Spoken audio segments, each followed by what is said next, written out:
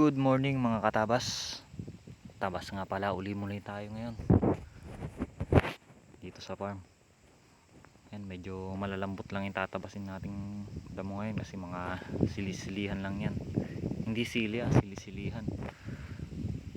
Yan, kaya medyo madali-dali lang to.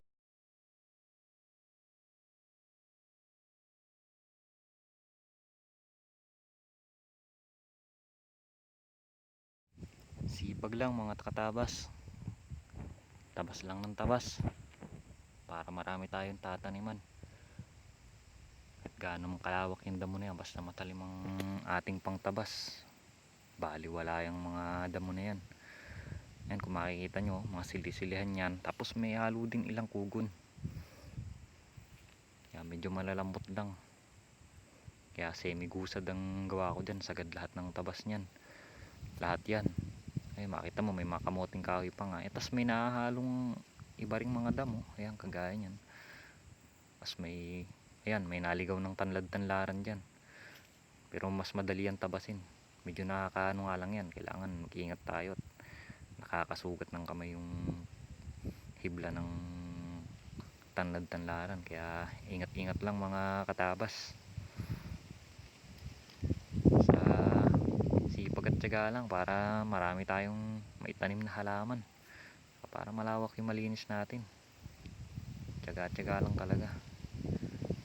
Sarap ang buhay dito sa farm kasi marami kang magagawa na gawain, tapos masarap pa ang simoy ng hangin, malayo sa gulo, malayo sa ingay, malayo sa ingay ng mga sasakyan, tapos maganda pa ang view.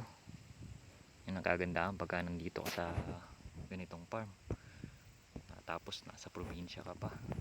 Talaga namang walang manggugulo sa iyo, tahimik na buhay, tapos kasama mong pamilya, kain kayo.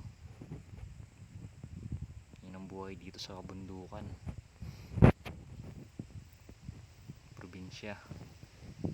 Basta ang sisipagan mo lang talaga magtanim, kasi kada may tatanim pwede mong ipangluto, pwede mong pagkain, tapos pagka kailangan mo ng pera pwede mong ibaba sa bayan para ibenta. Nagpaparami rin kasi ako ng mga halaman kasi nagtitinda rin kami sa palengke. Si abay ko nagtitinda siya doon, kaya ganun. Tapos na nga pala ako, papakita ko sa inyo yung view dito.